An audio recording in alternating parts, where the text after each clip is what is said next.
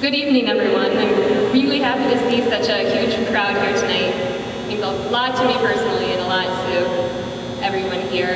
American Cancer Society, fighting the good fight. So I'm not quite sure if anybody noticed on my way up here, but I'm an amputee, and let's just, get it out in the open, put it out there. I got 1 point for the first person who can guess. Now keep in mind why we're here tonight. First person to guess what caused this amputation. That's right, cancer. There we go. Actually, if you don't mind, if you want to hang out with me most days, and that way every time I get asked that, can I ask you a question? I'll just point. You give that one-word answer. It'll save me a lot of time every day. So the reason I point out this amputation of my full hip, full leg, there it is, all gone, is because I have to share this aha moment that I had just a few days after surgery. I was still in the hospital, lying in bed, and I turned to my mom and I said, Mom, I just realized that everything I do from here on out is half-assed. And keep that in mind as I give the rest of my speech, okay?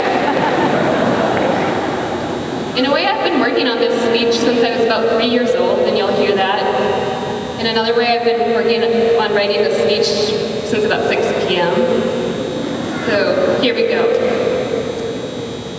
My mom told me many years ago that I'm very easy to love.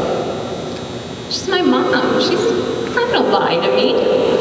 I believe it. Somehow, cancer caught on to this, and sure enough, it finds me easy to love. The problem is, the feeling is not mutual, and I do not love cancer back. This one-sided affection from cancer to me started back in 1982 when I was just 3 years old.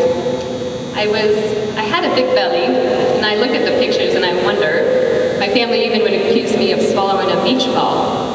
But we all thought I was just a chubby kid, and that's how it went. Well, I was in for a checkup with fevers and thinking of routine childhood illness.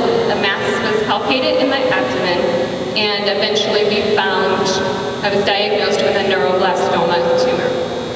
And it's most common in children under 5 years old, which I was, 3.5. Most common on the adrenal gland above the kidney, and this is where mine was. I'll demonstrate. It was probably the size of a large grapefruit upon finding it, and don't know the numbers of stages, but it was pretty aggressive. Numbers-wise, they gave me about a 20% chance to make it through, and I'll see those odds and raise them, and got through that one. Not without quite a fight, though, including a lot of chemotherapy, a lot of radiation, big surgery on April 11th of 1983. We celebrated this as my second birthday, and just past year, 26, this April, from that one. I even, with my clinical trial medications, I had an experimental type of radiation where it's called intraoperative radiation, where they opened me up, radiated all the surrounding while I was in the operating room. I was the youngest patient at the time they did this on, so I made medical record books where I remain, because I no longer do this because it causes too much damage to the surrounding tissues, which I will get to now. I was treated at the Mayo Clinic. I'm from north central Iowa and was closest to go there. Wonderful caregivers, and they're with me until today. Wonderful caregivers and really great teams. So, I grew and everything was fine. I was pretty healthy besides a few things. I like to blame the cancer treatment on being kind of short, having a crooked back, anything that goes wrong, basically. I had cancer when I was little, that's my excuse. So, everything was rolling along just fine, and then in 2006, I had symptom of having some blood in my urine, and that's not a good sign. So seeing I was to the urologist, and at this time I was working at the wonderful University of Iowa Hospitals and Clinics as a pediatric nurse. I chose nursing as a career because of everything I had been through as a child and because of all the care that I had received, and I felt I could give back in a way. I, however, did not choose pediatric oncology. I felt that it hit a little too close to home and was a little too sad, but I did do general pediatrics and loved it. Made wonderful connections with wonderful friends in this great town and hospital. So I was in Iowa City at this time. Further tests revealed the bleed was coming from my right kidney, which after my childhood surgery, we had taken part of the kidney, the radiation had basically shriveled it. My surgeon called it a little loven and said we should just get it out of there because it was causing problems. So, easy surgery, it was laparoscopic, very fast recovery, went well. But I did get a phone call about 4 or 5 weeks later saying we needed to come in to discuss the results of the pathology of my surgery. Not great words to hear, got me a little worried. Meeting with the surgeon at this time revealed that my kidney had a tumor in it that was cancerous. But it was very small, it was surrounded by healthy tissue, and it was now gone. So at this point, that was the treatment, take it out, and I was done. This was the year Lance Armstrong broke a RAGBRAI race, and he was giving a speech here in Iowa City. My sister encouraged me to get right up next to him and said, ×2 at this time. I said, now beat it twice.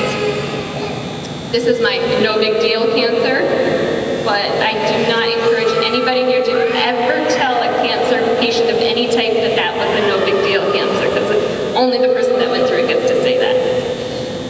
One of the websites I'm on has a whole list of things to not say to a cancer patient, and that is pretty high on the list. Oh, well, if you had to get a type of cancer, that's the one to get, but Hodgkin's or whatever. Oh, glad I picked the right one, they always think. So this latest started as a limp and pain I felt in my foot in September of 2007. I was living in Minneapolis at the time, going to graduate school. Loved Iowa City, thought I'd try a little bigger city for a while. But you know, I got called back home, and I'm here to stay now. But Minneapolis was going okay, except for this pesky limp I had that just didn't seem to go away.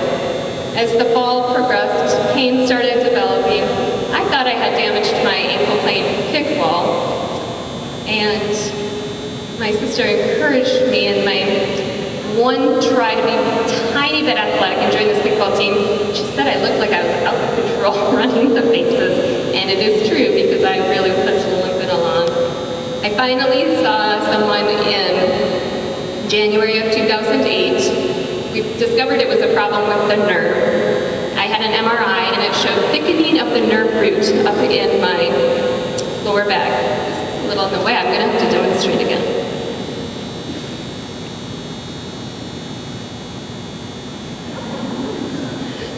I had no pain there or anything. All my symptoms were down on my right foot, on the outside, and in my ankle. We thought that this inflammation could maybe be treated medically. We could do a biopsy, but I'm thinking, that's so jumping to conclusions. I'm the typical patient. You don't want to think something could be that drastically wrong. Of course now, should have done the biopsy sooner, but for whatever reasons, didn't.